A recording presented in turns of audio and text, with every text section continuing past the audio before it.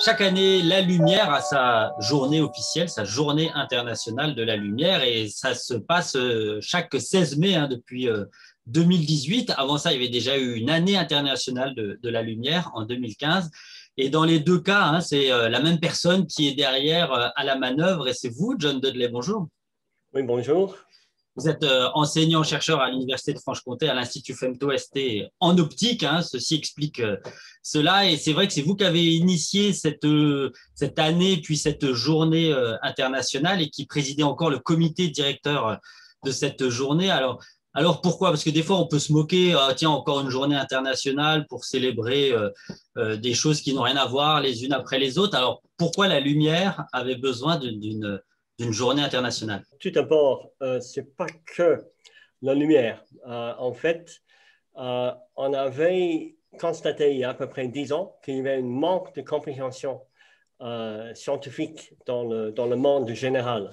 Donc, les gens, les citoyens du monde dépendaient de plus en plus de la science, mais ils comprenaient de moins en moins parce que le rythme d'accélération de la technologie s'est augmenté d'une manière significative. Et nous, les chercheurs, on n'a pas fait notre travail pour bien expliquer ce que c'est la science.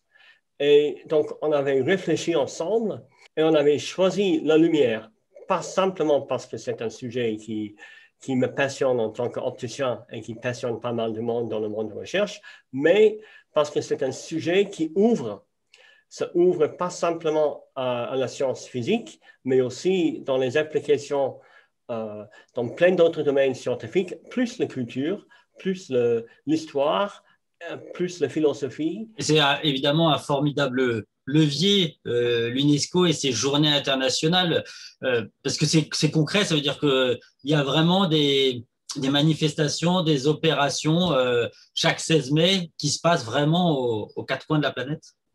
Alors, et même au-delà de la planète, Ah. parce qu'on avait même reçu les messages de la station spatiale pour la première année en 2018.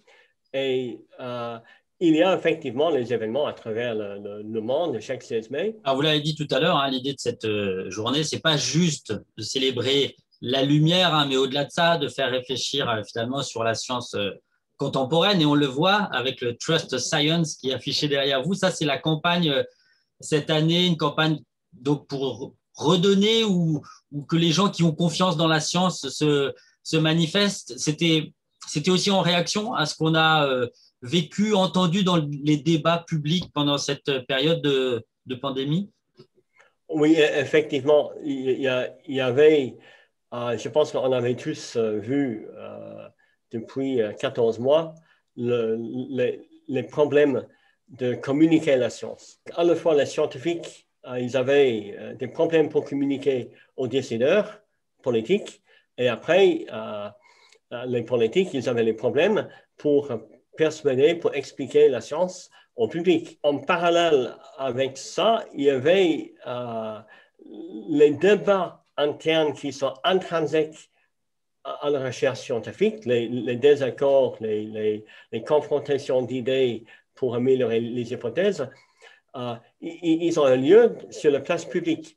Et ça a créé les gros problèmes parce que les gens posent les questions. Si les scientifiques ne sont pas d'accord, comment je peux croire qu'est-ce qu'il faut faire? Ça a accéléré un mouvement qui baissait la confiance dans la science. Et dans cette année, on a décidé de confronter ça directement avec une campagne qui fait confiance ou exprimer confiance dans la science. Donc voilà ce qui est lancé du coup à l'occasion de cette journée internationale de la lumière. Cela dit, ce sujet, vous vous en préoccupez aussi à l'Université de Franche-Comté où vous êtes depuis quelques mois maintenant chargé de mission communication scientifique. Et une des premières actions, c'est une plaquette sur les fake news scientifiques parce que finalement, là, on parle de ces problèmes de débats mal posés finalement sur la science dans la sphère publique. Un des problèmes notamment soulevés, c'est ces fausses informations scientifiques qui circulent vite et parfois même plus vite que les vraies informations scientifiques. Ce n'est pas un problème nouveau, ça existe depuis probablement le début des journaux, des infos en général, mais avec les réseaux sociaux et avec la vitesse de propagation d'idées, ça devient plus dangereux aujourd'hui qu'il y a même 10 ans. Et donc, il faut essayer de lutter, il faut essayer de trouver les moyens d'amortir ça. Et le meilleur, c'est l'éducation. Il faut que les scientifiques sortent de leur laboratoire, sortent de leur zone de confort et qu'ils essayent de communiquer aux gens qui ne sont pas forcément d'accord avec eux.